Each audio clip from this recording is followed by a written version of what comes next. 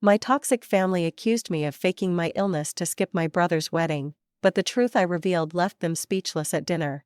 I am Amanda, 33 years old, and I still remember the exact moment everything fell apart. I was sitting at my Aunt Judith's dining table, excitedly discussing my brother Kyle's wedding. "I cannot wait for tomorrow," I said, taking a sip of wine. Aunt Judith froze, wine glass midair, eyes widening in horror. "Amanda," she whispered, "the wedding was last week." In that moment, I felt the floor disappear beneath me. My condition had never betrayed me so completely before.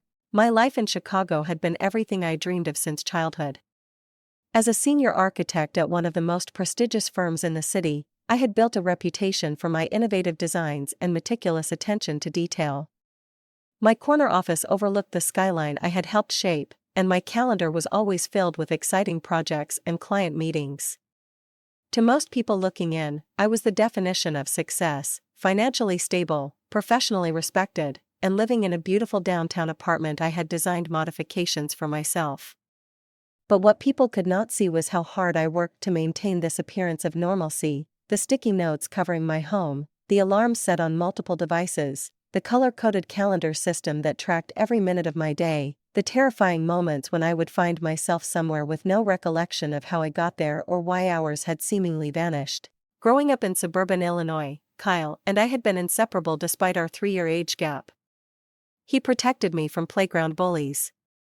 I helped him with homework and girl advice. We built elaborate forts in the backyard, created secret languages only we understood, and made pacts about always being there for each other.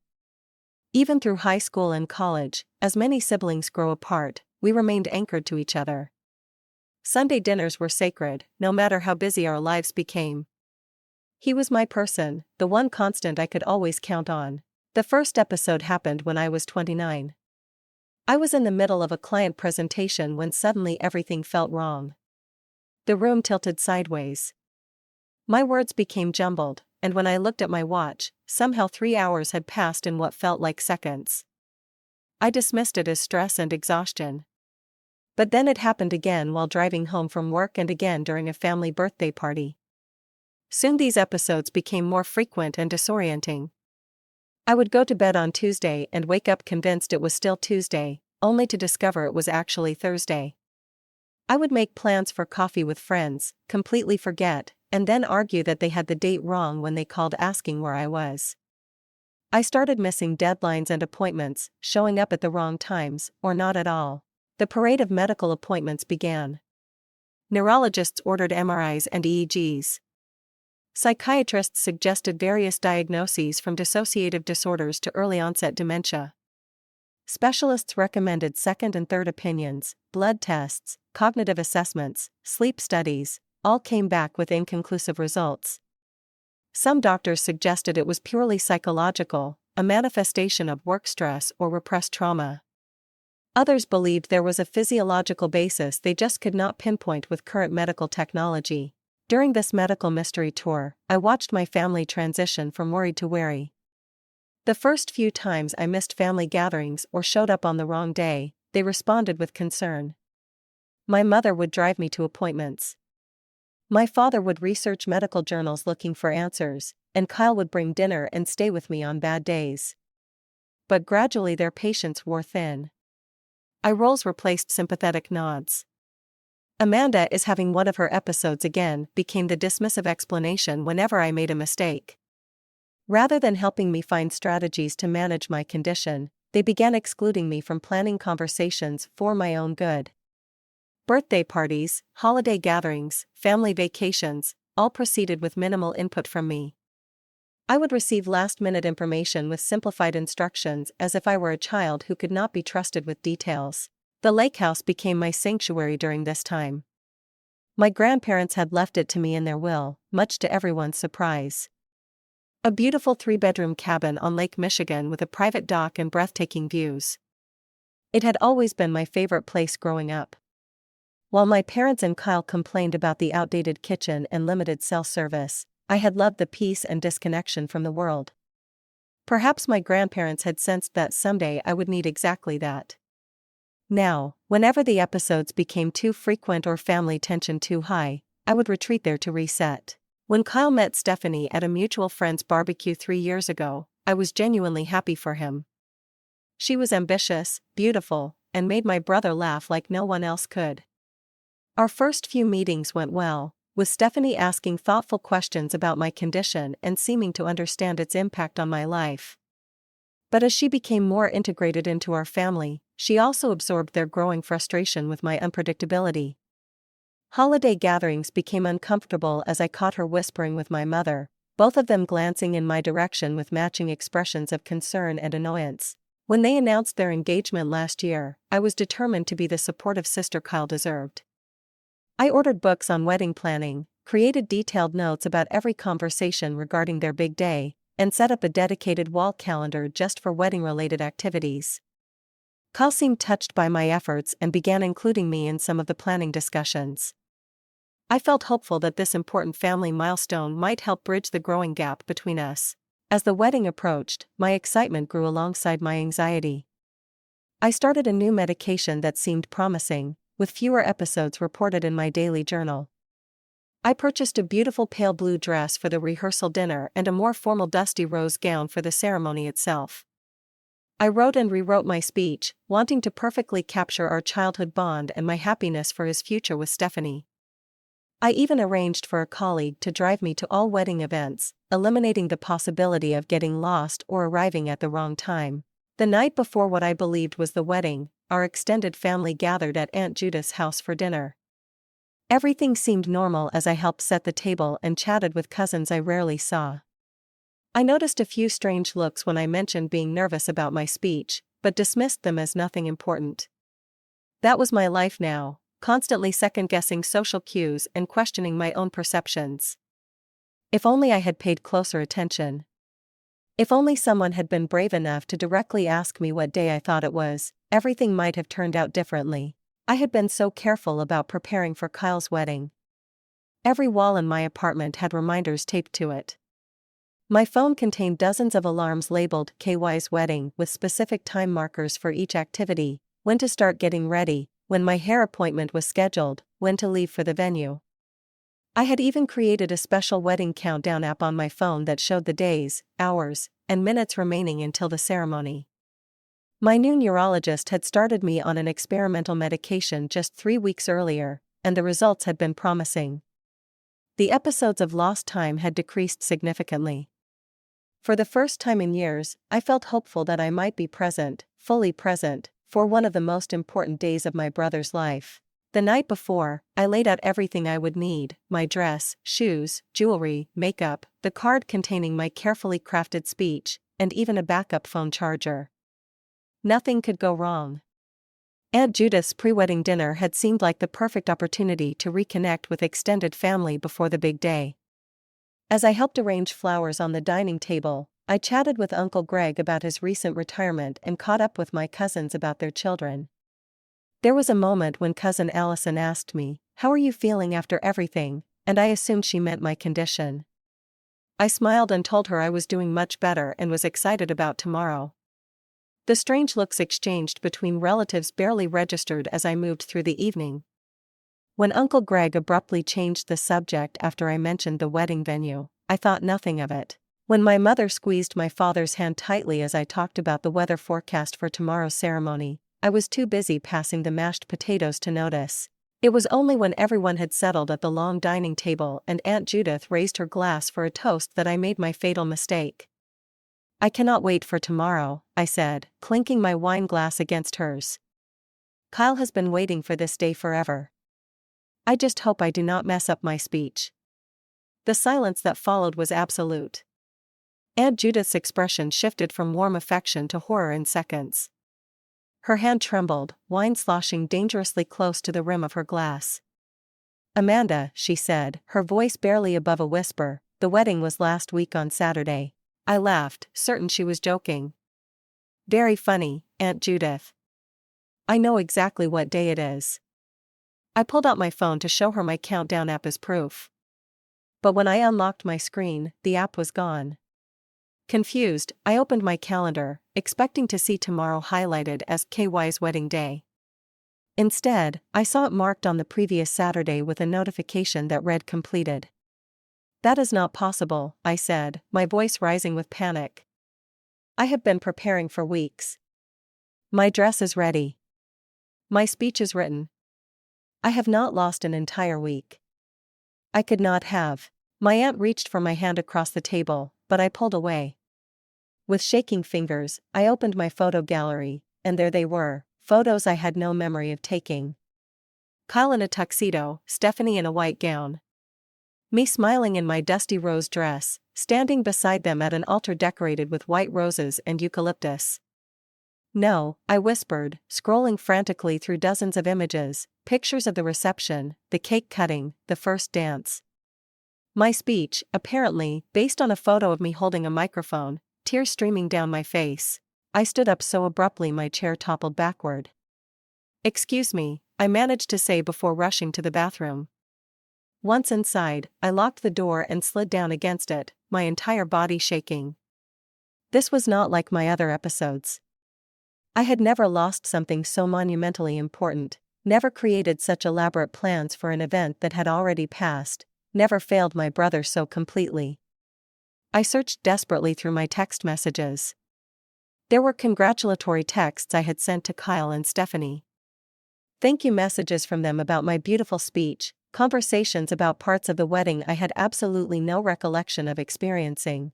In the bathroom mirror, my reflection looked back at me with wild, terrified eyes.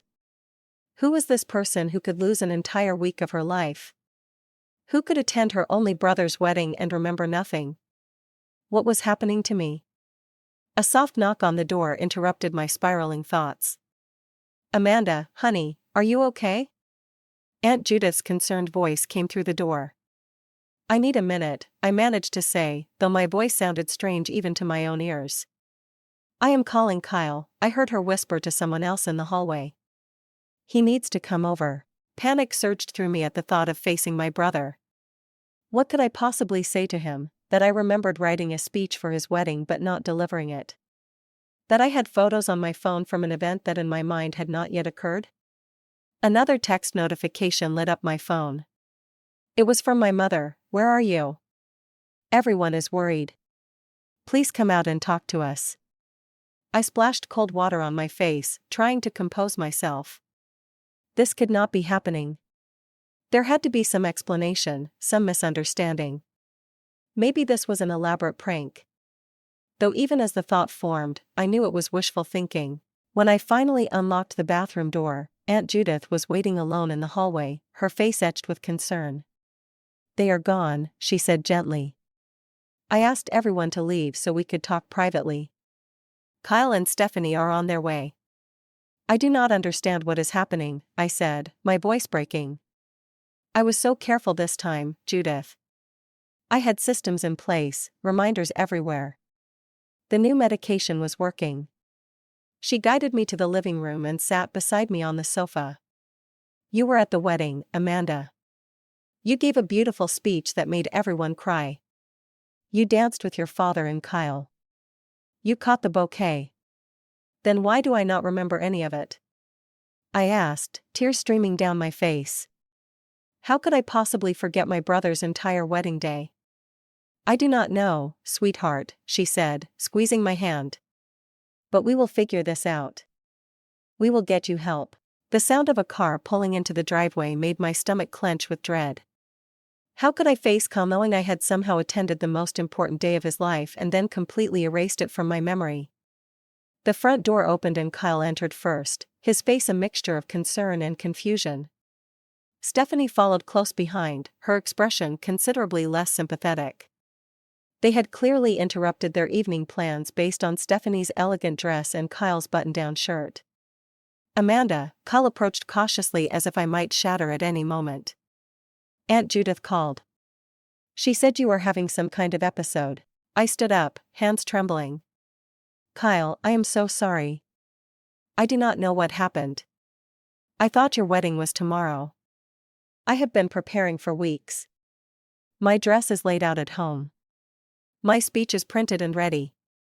I had no idea it already happened." For a brief moment, compassion flickered across his face. This was the Kyle I knew, the brother who had always protected me, who understood my struggles better than anyone. Amanda, we got married last Saturday, he said gently. You were there. Do you really not remember any of it? I shook my head, tears spilling down my cheeks. I have photos on my phone, but no memories. It is like looking at someone else's life. Kyle ran a hand through his hair, visibly struggling to process this information. But we talked about this for months. We sent reminders. I called you the night before to make sure you were ready. I must have been in an episode during those conversations, I said desperately. You know how it gets sometimes, Kyle. I lose time. Things get jumbled. But the wedding, his voice rose slightly. This was not just any event, Amanda. This was my wedding. We confirmed multiple times. You helped with the seating arrangements just 2 weeks ago. Stephanie stepped forward, her patience clearly wearing thin. You seemed perfectly fine at the wedding, she said, arms crossed. You gave a speech. You talked with guests. You even helped me with my veil before the ceremony. I cannot explain it, I said, feeling increasingly cornered. I just know that when I woke up this morning, I thought your wedding was tomorrow. Kyle's initial understanding was visibly eroding. We called you multiple times this week, he said, frustration edging into his voice. You confirmed you were coming tonight. You talked about how beautiful the wedding was. That was not me, I whispered. I mean, it was me, but I was not present. I was having an episode. Stephanie's eyes narrowed. Or maybe you just do not want to remember. Maybe it is easier to play the victim than admit you were distracted during our special day. Stephanie, Kyle said in a warning tone. But his defense was half-hearted at best. No, Kyle, she continued, clearly unable to contain her frustration any longer. Everyone tiptoes around Amanda's condition. Did you see her at the wedding? She was perfectly coherent. She remembered everyone's names, followed the schedule, even made jokes during her speech about your childhood. And now suddenly she does not remember any of it. That is convenient. Before I could respond, the front door opened again and my parents walked in, still wearing their dinner clothes from a night out. What is going on? My father demanded, looking between all of us. Judith called and said there was some kind of emergency with Amanda. Aunt Judith, who had been silently observing until now, stood up. Paul, Martha, Amanda seems to be having some confusion about the wedding. She thought it was happening tomorrow. My mother's face fell. Oh, Amanda, not again. Something in her tone, the weary disappointment, the complete lack of surprise, made my tears stop instantly. I am not doing this on purpose, I said, my voice stronger now despite the pain in my chest. I would never intentionally forget Kyle's wedding. You know how much he means to me. My father shook his head, the same gesture he had used throughout my childhood when I had disappointed him. You always do this. You are just being dramatic again. Dramatic? I echoed, disbelief washing over me. I have a neurological condition. The doctors may not have a specific diagnosis, but you have seen the test results. You have witnessed the episodes. We have also witnessed you using this condition whenever it is convenient, he said, making air quotes around the word condition. When you do not want to attend family functions or when you forget important commitments. That is not fair, I protested, looking to Kyle for support, but he was staring at the floor. My mother stepped closer, her voice dropping to that familiar passive-aggressive whisper she used when discussing family matters. Do you have any idea how embarrassing it was explaining to our extended family why you were acting so strangely at the wedding? Cousin Beth's husband is a neurologist and he said he has never heard of a condition like yours. Cousin Beth's husband met me for 20 minutes at a wedding I cannot even remember, I said, incredulity rising. He is not qualified to dismiss years of medical testing and personal experience. The point is, my mother continued as if I had not spoken, we are tired of making excuses for you, Amanda. First, it was forgetting birthdays, then showing up late to Christmas, then missing your niece's baptism entirely, and now pretending to forget your only brother's wedding. There are limits to what a family can tolerate. I turned to Kyle, desperate for any sign of the brother who had once been my fiercest defender. Kyle, please. You know I would never forget your wedding intentionally. You know how hard I have been trying. His eyes met mine briefly before sliding away. I just do not understand, Amanda.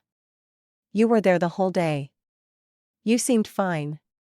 Wait, I said, a sudden realization dawning. The week leading up to the wedding, did anyone actually check on me in person? Did anyone come to my apartment? An uncomfortable silence fell over the room. We called, Kyle finally said. You answered. You said you were ready. But did anyone see me physically, check that I was okay? I pressed. We were busy with wedding preparations, my mother said defensively. We cannot constantly monitor you. You are a grown woman. So, no one thought it was strange that I did not show up for the rehearsal dinner, or that I arrived at the wedding venue alone when I had specifically arranged for a colleague to drive me. More silence. I told Brian not to bother picking me up, Stephanie said suddenly. You texted saying you would drive yourself. I do not remember sending that text, I said, scrolling frantically through my messages. And there it was, a text I had no memory of writing, telling Stephanie I would meet them at the venue. Convenient, my father muttered. In that moment, looking at their faces ranging from frustration to pity to outright disbelief, I realized how truly alone I was. The people who should have understood me best, who should have been my greatest advocates, had become my harshest judges. I think I should go, I said quietly, gathering my purse. Running away again, my mother asked. That is your solution to everything, is it not? I paused at the door, turning to face my family one last time. I am not running away. I am removing myself from a situation where I am being attacked for something beyond my control. When you are ready to have a conversation based on compassion rather than judgment, you know where to find me. As I closed the door behind me, I heard Stephanie's voice, see, always making herself the victim. I drove home that night with tears blurring my vision, feeling more lost than I ever had during any of my episodes. Something had broken inside our family, and I was not sure it could ever be repaired.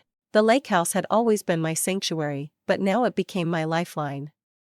The morning after the disastrous dinner at Aunt Judith's, I packed enough clothes for a month, loaded my car with groceries, and drove the 3 hours to the secluded property my grandparents had left me. As I turned down the familiar gravel road, the tension in my shoulders began to ease. Here, at least, I would not have to see the disappointment and disbelief in anyone's eyes. The cabin was exactly as I had left it, simple, rustic, and blissfully quiet. The main room with its stone fireplace and wall of windows facing the lake, the small but functional kitchen where my grandmother had taught me to bake, the 3 bedrooms with their handmade quilts and vintage furniture. I dropped my bags in the master bedroom and stood for a long moment on the back deck, watching sunlight dance across the water.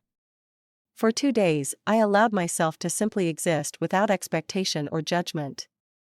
I slept when I was tired, ate when I was hungry, and spent hours sitting on the dock with my feet dangling in the cool lake water. I turned off my phone, unable to bear the thought of more accusatory texts or missed calls I could not remember. On the 3rd day, I switched my phone back on and began to research in earnest. My condition, whatever it was, had crossed a line that could not be ignored. Losing an entire week, including my brother's wedding, was beyond anything I had experienced before. If my family would not help me find answers, I would have to find them myself. I started by compiling a detailed history of my episodes, when they began, their frequency, duration, and any patterns I could identify. I created a spreadsheet documenting every medical test I had undergone and its results. I researched neurologists specializing in memory and time perception disorders, making a list of those within driving distance of Chicago.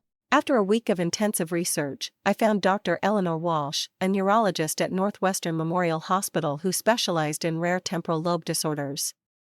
Her published papers on dissociative amnesia and time perception abnormalities seemed to describe exactly what I had been experiencing. It took 3 weeks to get an appointment, but when I finally sat in her office, I knew immediately that she was different from the other doctors I had seen.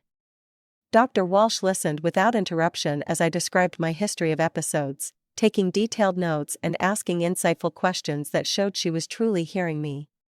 She reviewed my previous medical records with focused attention, occasionally nodding or making small sounds of understanding. "Amanda," she said, finally setting down her tablet, "I believe you are experiencing a rare neurological disorder affecting your temporal perception and episodic memory. The condition is called temporal disperception syndrome. And while it is not widely recognized in mainstream neurology yet, there is growing evidence supporting its existence." For the first time in years, I felt tears of relief rather than frustration. Someone believed me. Someone had a name for what was happening to me. The next few weeks were filled with specialized tests, functional MRIs that tracked my brain activity while performing various memory tasks, advanced EEGs monitoring temporal lobe function, and cognitive assessments specifically designed to evaluate time perception. Dr. Walsh also prescribed a different medication regimen tailored to the specific areas of my brain that showed irregular activity. Armed with a formal diagnosis and a treatment plan, I felt ready to share this validation with my family. Surely now, with medical evidence in hand, they would understand that my condition was real, not an excuse or a bid for attention. I called my mother first, carefully explaining Dr. Walsh's findings and the new treatment approach. Her response was tepid at best. "Well, I am glad you found a doctor who tells you what you want to hear," she said, her skepticism evident even through the phone. "I just hope this is not another false start that ends with you disappointing everyone again." My father was even less receptive. "Amanda, do you have any idea how much money we have spent on specialists and tests over the years? And now suddenly some doctor we have never heard of has all the answers. I will believe it when I see actual improvement."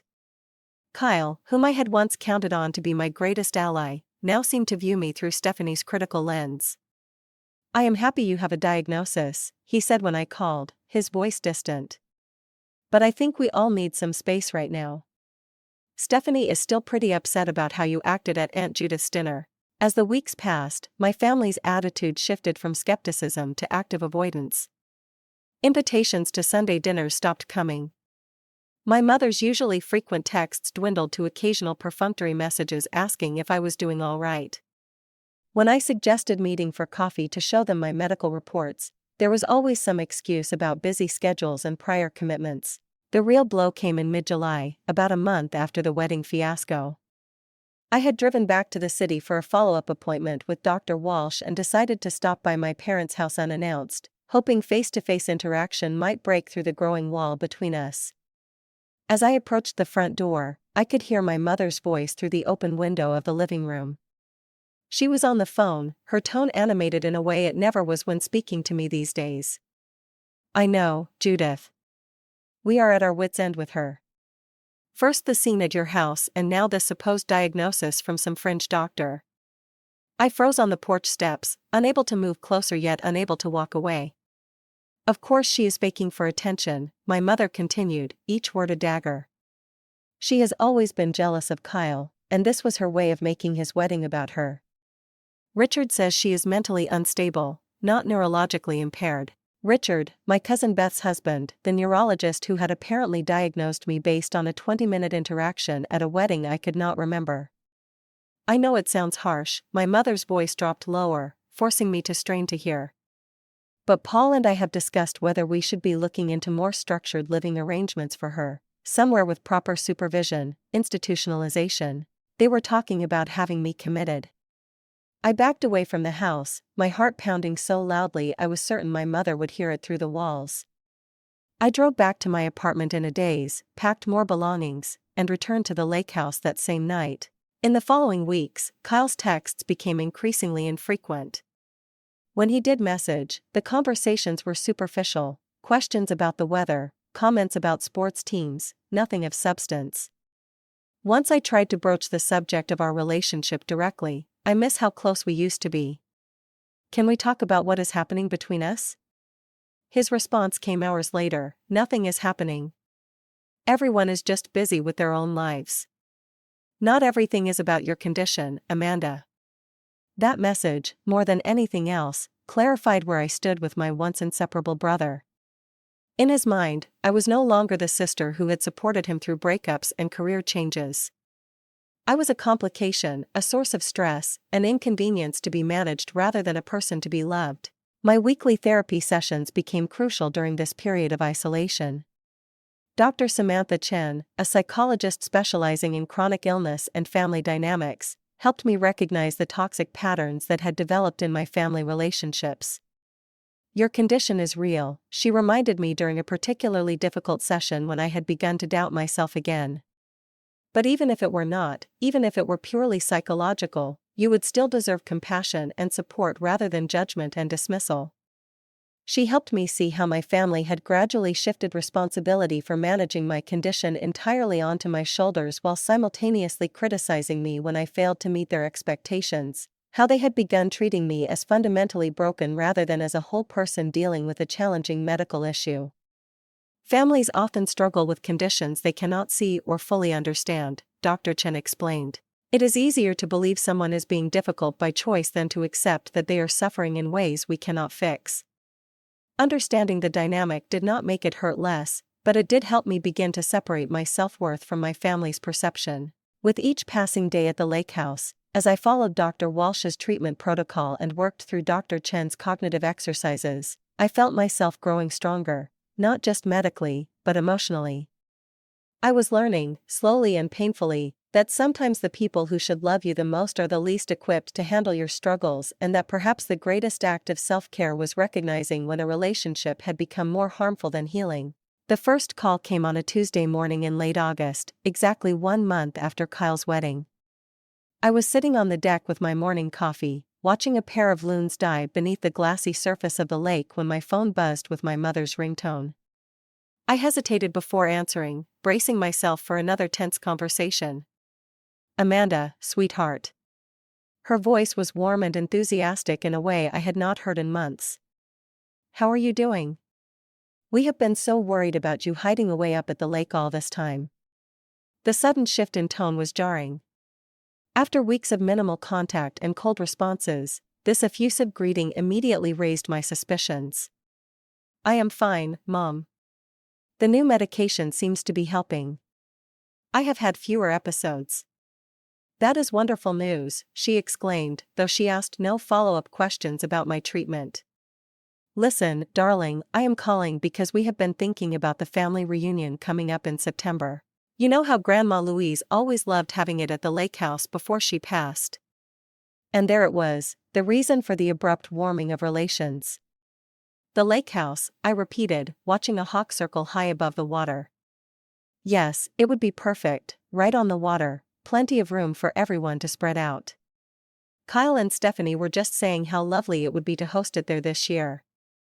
I was thinking you could come back to the city next week and we could go shopping for supplies together like we used to." "Like we used to, before you discussed having me institutionalized behind my back." "That is interesting timing," I said carefully. "I actually have several medical appointments scheduled during that period." "Oh, I am sure you could reschedule those," my mother said dismissively. "This is family, Amanda. It would make up for missing the wedding, show everyone you are still part of this family despite everything." The manipulation was so transparent, it was almost insulting. "I did not miss the wedding, Mom. I was apparently there, gave a speech and participated fully.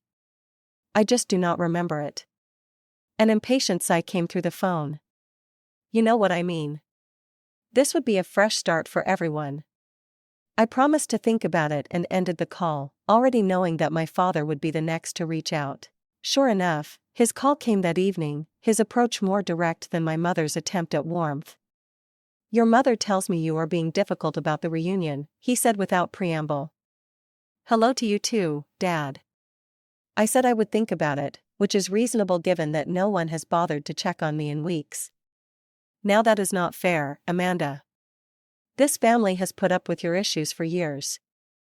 We have been patient, paid for countless doctors, rearranged events to accommodate your episodes. I think you owe us this much." The entitlement in his voice was staggering. My property, my safe space, had already been claimed in his mind. My consent was merely a formality he expected to secure through guilt and obligation. "I will let you know my decision soon," I said, unwilling to be pressured into an immediate response. Kyle's approach came next, a text message rather than a call. "Hey, sis. Heard Mom talked to you about the reunion. Would be really great to have it at the lake house. Stephanie and I could come up early to help you get things ready." When I did not respond immediately, Stephanie herself called, her voice honey-sweet in a way it had never been before. "Amanda, I know we have had our differences, but I really think this reunion could be healing for everyone. Kyle misses you so much." If Kyle missed me, he had a funny way of showing it, I thought but did not say. During my next therapy session with Dr. Chen, I brought up the sudden barrage of communication from my family. "What do you think is really going on here?" she asked, helping me explore beneath the surface. "They want to use the lake house," I said simply. "It is a beautiful property on prime lakefront. Hotels in the area are expensive and rental properties book up months in advance. My house is free accommodation for everyone. And how do you feel about hosting the reunion there?" I considered the question carefully, conflicted. Part of me wants to believe this could be a genuine opportunity to repair relationships, but the timing and approach feel manipulative. They ignored me for weeks, dismissed my diagnosis, and now suddenly want access to my property. Dr. Chen nodded thoughtfully. "What would healthy boundaries look like in this situation?" That question stayed with me for days as I contemplated my response. What did I need to protect my well-being while still leaving room for potential reconciliation? The answer came unexpectedly through social media. I rarely checked Facebook, but that Friday evening, I logged in to update my medical information in case of emergency. As I scrolled through my feed, a post from my cousin Allison caught my eye, a photo of her children with the caption, "Getting excited for the lake house reunion. Thanks Aunt Martha and Uncle Paul for arranging this wonderful vacation for the whole family." I froze, staring at the screen in disbelief.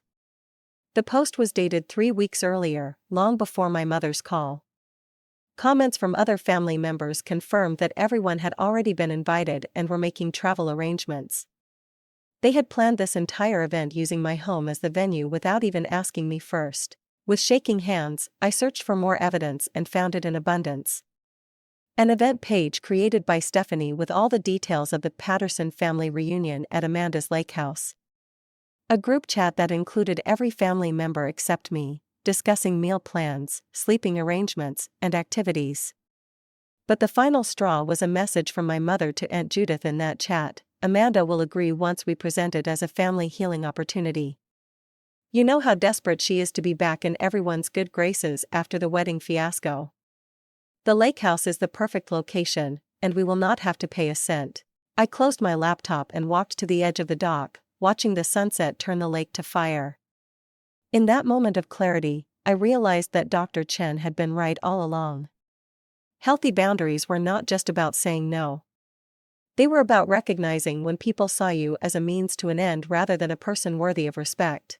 The next morning, I texted my mother a simple message: "I have seen the Facebook event and group chat about the reunion at my house. The answer is no."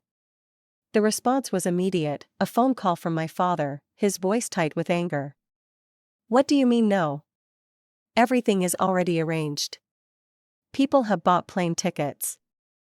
You arranged to use my home without asking me," I said, surprised by the steadiness in my voice. "You excluded me from the planning while pretending it was a last-minute idea. That is not acceptable. This is about family, Amanda. Stop being selfish for once in your life." "This is about respect," I countered. "And I am not going to apologize for expecting to be asked before my home is offered to 20 people for a 3-day event." My mother called next, crying about family unity and second chances. Kyle texted that I was overreacting as usual. Aunt Judith left a voicemail suggesting I was punishing the entire family for my issues with my parents. Through it all, I maintained my position. For the first time in years, I felt completely certain that I was making the right decision for myself, regardless of the pressure and manipulation being directed my way. "We need to have a family meeting," my mother finally declared after days of unsuccessful attempts to change my mind. "Dinner at our house this Saturday. We will discuss this reasonably like adults." I agreed, knowing that this confrontation was inevitable and perhaps necessary. As I hung up the phone, I felt a strange sense of calm. Whatever happened at that dinner, I would no longer be the same person who had always capitulated to keep the peace. I would no longer sacrifice my well-being on the altar of family harmony. I spent the days leading up to Saturday's dinner carefully preparing, not just emotionally, but strategically. During a special session with Dr. Chen, we role-played various scenarios that might arise, practicing responses that were firm but not antagonistic. Remember, she told me, this is not about winning an argument, but about establishing boundaries. Stay calm, be clear, and do not let them derail the conversation with old grievances or accusations about your condition. I also consulted with a property lawyer, confirming that my grandparents will had left the lake house solely to me with no conditions or family usage rights attached. I did not anticipate legal threats, but given my father's controlling nature, I wanted to be prepared for every possibility. Saturday evening arrived with an unusual warmth for early September. I chose my outfit carefully, a simple blue dress that made me feel confident, comfortable shoes in case I needed to leave quickly, and the silver bracelet my grandmother had given me on my 16th birthday, a reminder of her unconditional love. When I arrived at my parents' house, everyone was already there, my mother and father, Kyle and Stephanie, Aunt Judith and Uncle Greg. The table was set with the good china, a clear indication that my mother expected this to be a civilized discussion culminating in my capitulation. "Amanda, you look well," my mother said as she took my jacket, her tone suggesting surprise at this observation. "The time at the lake seems to agree with you." "The new medication and therapy are helping," I replied deliberately, attributing my improvement to medical intervention rather than distance from family stress. Dinner began with forced pleasantries and careful avoidance of the reason we had gathered. My mother asked about the weather at the lake. My father inquired about road construction on the drive down. Kyle mentioned a project he was working on at his architectural firm, a safe topic that required no emotional investment. It was only when dessert was served that my mother finally broached the subject. "So Amanda, we are all here to discuss the family reunion. I think there have been some misunderstandings that we need to clear up." I set down my fork, meeting her gaze directly. "There is no misunderstanding, Mom. You planned an event at my home without consulting me, then presented it as a new idea when you finally asked me nearly a month later." "We wanted to surprise you," my father interjected, his explanation so transparently false it would have been laughable in another context. "The Facebook event page and group chat excluding me suggest otherwise," I said quietly. A moment of uncomfortable silence followed as they realized I had seen the evidence of their deception. "Well, regardless of how it happened," my mother continued, recovering quickly, "the fact is that family has always gathered at the lake house. It is a tradition. A tradition on property that now belongs to me," I reminded her. "Property that I am entitled to make decisions about." Kyle leaned forward, adopting the reasonable tone he used with difficult clients. "Amanda, no one is disputing that the lake house is yours. We are simply asking you to continue the family tradition of hosting gatherings there as Grandma and Grandpa always did." "You are not asking," I corrected him.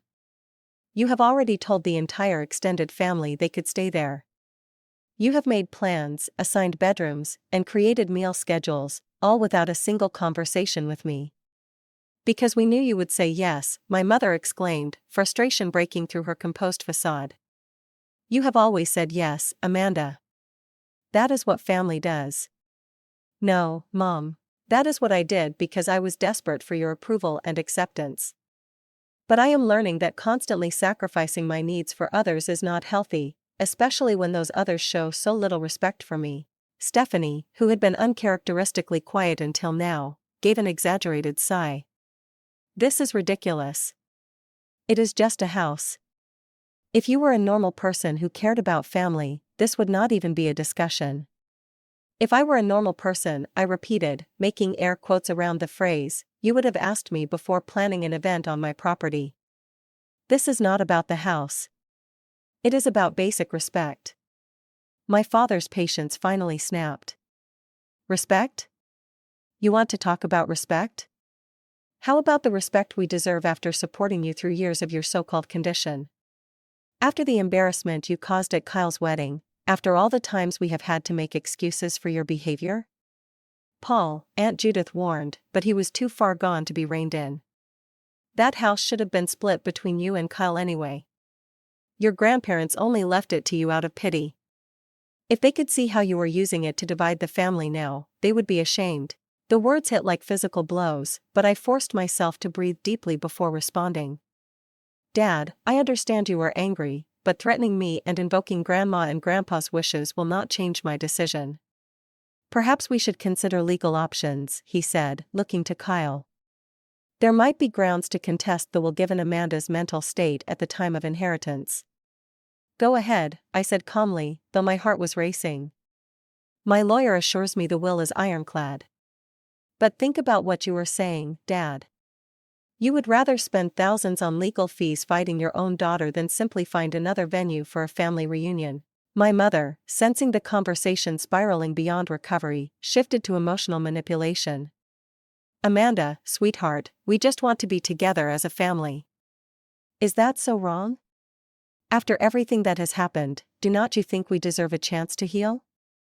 Healing requires honesty and respect, I said. It cannot be built on manipulation and deception. Oh, for God's sake, Stephanie interjected. Just say what this is really about. You are punishing Kyle for not believing your convenient memory loss story about the wedding. You are jealous that he is happy and successful while you are stuck with your condition and your lonely life at the lake. I looked at my sister-in-law, seeing clearly for the first time how her view of me had poisoned my relationship with my brother. Rather than responding to her provocation, I reached into my purse and withdrew printouts of the group chat messages I had discovered. I brought these so there would be no misunderstanding about why I am declining to host the reunion, I said, placing them on the table. This is a conversation between Mom and Aunt Judith, discussing how desperate I am to be back in everyone's good graces and how you will not have to pay a cent to use my property. The color drained from my mother's face as she recognized her own words. And here, I continued, placing another printout on the table, is the seating chart Stephanie created 3 weeks before anyone bothered to ask me if the reunion could be held at my house. I stood up, gathering my purse. I am not refusing out of spite or jealousy. I am refusing because I have finally recognized that I deserve better than to be an afterthought in decisions about my own life and property. Kyle, who had been staring at the printouts in silence, finally looked up. Amanda, wait. We should talk about this. We are talking, Kyle. For the first time in months, I am saying exactly what I think and feel without apologizing or minimizing to make everyone else comfortable. I turned to address the entire table. I love this family despite everything. I would like nothing more than to rebuild the relationships that have been damaged. But that rebuilding cannot begin with another instance of my boundaries being ignored and my property being claimed without consent. My father pushed back his chair abruptly. So that is it. You are going to disappoint the entire extended family because your feelings are hurt over some Facebook posts. No, Dad. I am going to protect my well-being by not hosting 20 people at my private residence after discovering that those closest to me planned the entire event behind my back and only involved me when they needed my keys. The silence that followed was heavy with unspoken accusations and wounded pride. For once, I felt no need to fill it with apologies or concessions. I should go, I said finally. Thank you for dinner. As I walked to the door, Stephanie's voice followed me. This is exactly why no one takes your condition seriously. You use it when it is convenient, then suddenly become perfectly rational when you want to be difficult. I paused, hand on the doorknob, and turned back to face my family one last time. My condition is real. The episodes are real. The lost time is real. But my decision tonight has nothing to do with temporal disperception and everything to do with self-respect. For the first time in my life, I am putting my needs first without guilt or apology. Whether you understand that choice or not is no longer my responsibility. And with those words, I walked out, closing the door softly behind me. The night air felt cool against my flushed skin as I made my way to my car, hands shaking but resolve firm. I had expected to feel devastated after this confrontation, to cry all the way back to my apartment. Instead, I felt a strange lightness, as if I had finally set down a burden I had been carrying for years. the burden of always being the one to compromise, to accommodate, to apologize even when I had done nothing wrong. Whatever happened next between me and my family, I knew one thing with absolute certainty: I would never again allow anyone to make me feel that my needs and boundaries were less important than their convenience. That alone felt like victory. The first days after the confrontation were the hardest. I fluctuated wildly between feeling empowered by my stand and being overwhelmed by guilt and anxiety. Had I destroyed my family relationships beyond repair? Was I overreacting to what might have been thoughtlessness rather than malice? Should I call and apologize, fall back into the familiar pattern of peacekeeping at all costs? During those moments of doubt, I would reread the group chat messages, reminding myself of the calculated way my family had planned to use my property while deliberately excluding me from the conversation. I would recall Dr. Chen's words about healthy boundaries being an act of self-love, not selfishness. The texts and calls came, of course. My mother alternated between tearful pleas and cold accusations. My father threatened legal action, then pivoted to guilt trips about family legacy. Extended family members, hearing only one side of the story, sent messages expressing disappointment in my selfishness. Through it all, I maintained my position with a calm I had not known I possessed.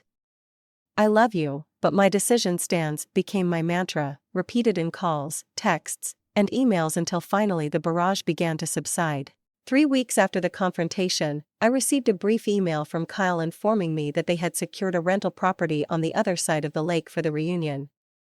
The message contained no apology, no acknowledgement of wrongdoing, just factual information about the new arrangements. Still, it represented a form of acceptance, however grudging, of my boundaries. With the immediate crisis resolved, I was able to focus more fully on my treatment plan. The new medication Dr. Walsh had prescribed was showing promising results, with episodes becoming less frequent and shorter in duration. The cognitive behavioral techniques I practiced daily helped me develop better awareness of when an episode might be beginning, sometimes allowing me to implement coping strategies before losing time completely. Most importantly, I committed to radical honesty about my condition. No more hiding symptoms out of fear of judgment. No more pretending to remember events I had experienced during episodes. No more shame about a neurological disorder I had not chosen and could not control. I returned to the lake house with a renewed sense of ownership and purpose. This was my home, my sanctuary, and I would make it truly mine in ways I had hesitated to before. I began the renovations I had always dreamed of but had put off worrying about family opinions. The kitchen, with its outdated appliances, was first transformed into a bright, functional space with large windows overlooking the water.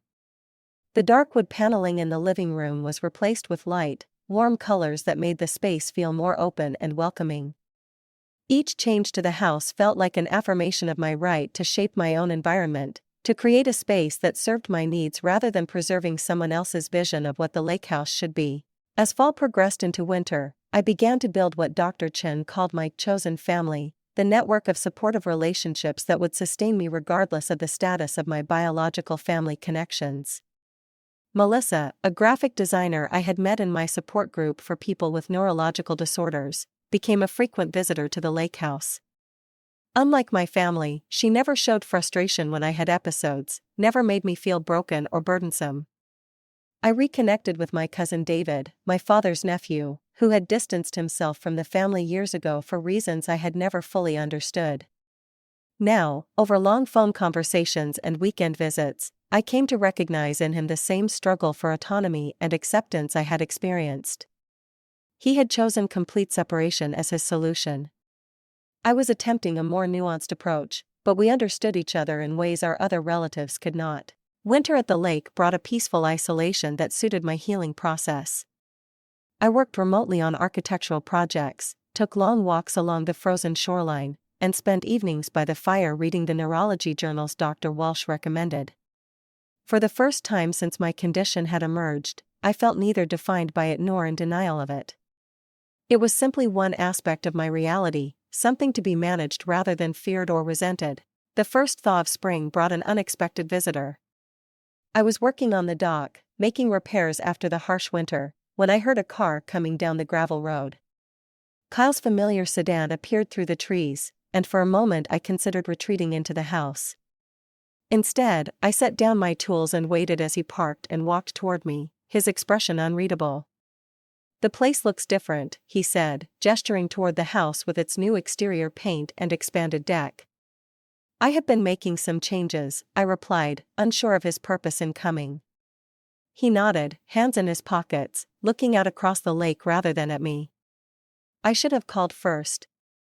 I was in the area for a client meeting and thought I would stop by." The awkward silence stretched between us, filled with all the words we had not said to each other over the past 6 months.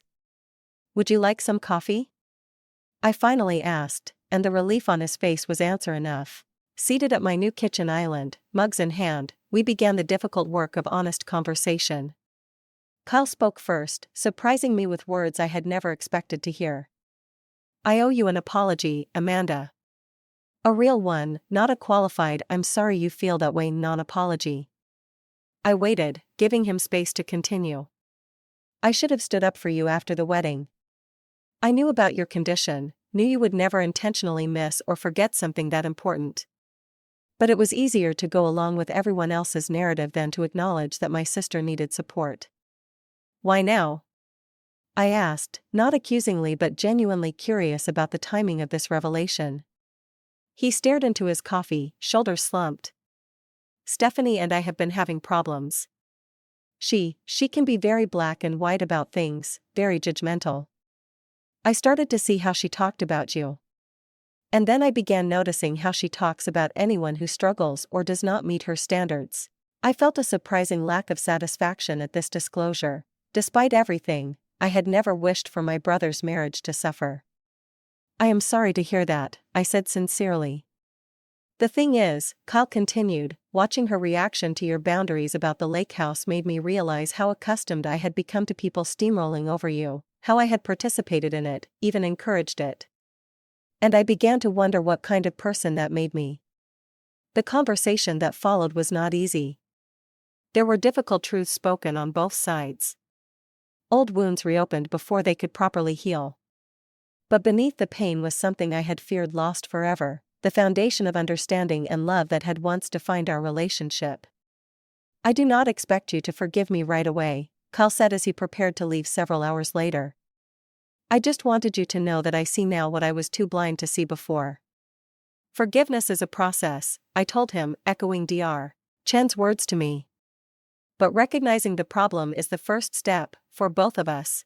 As I watched his car disappear down the drive, I felt neither the euphoria of complete reconciliation nor the heaviness of continued estrangement. Instead, there was a quiet hope that perhaps, with time and continued honesty, we might build something new from the ruins of what had been broken. The year that followed brought more changes, both expected and surprising. My parents maintained their distance, occasionally sending holiday cards or impersonal emails but making no genuine attempts at reconciliation. I had come to accept that some relationships might never be fully repaired, and that acceptance itself was a form of healing. Kyle and I continued our careful rebuilding, meeting monthly for lunch or coffee, gradually relearning how to be siblings without the dysfunctional family dynamics that had shaped our interactions for so long. He and Stephanie eventually entered couples counseling, though whether their marriage would survive remained an open question. My condition, while not cured, became manageable with consistent treatment and the stress reduction that came from enforcing healthy boundaries. Episodes still occurred, but I had developed systems to minimize their impact and no longer feared them as I once had.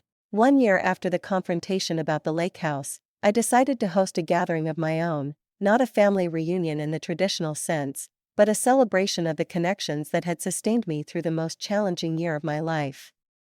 Melissa and her partner, David and his children, colleagues from my support group, Dr. Chen and her husband, and Kyle, who came alone but stayed longer than anyone else, helping me clean up as the summer sunset painted the lake in shades of gold and pink. As we stood on the dock afterward, watching fireflies begin their evening dance over the water, Kyle asked, "Are you happy, Amanda? After everything, have you found some peace?" I considered the question carefully, wanting to give him the truth rather than the easy answer. "I am not always happy," I said finally. There are still hard days, still moments when I feel the absence of the family relationships I once had. But I have found something more important than happiness. I have found self-respect and genuine connections with people who value me exactly as I am. I think Grandma and Grandpa would be proud of what you have done with this place, he said, gesturing toward the house glowing with warmth behind us. Not just the renovations, but how you have made it a true home. How you have honored yourself in the process. That night, after everyone had gone and the lake house was quiet once more, I sat on the newly rebuilt deck and reflected on the journey of the past year.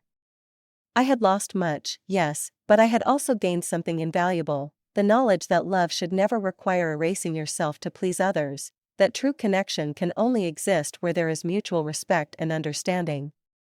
My condition would always be part of me, but it no longer defined me.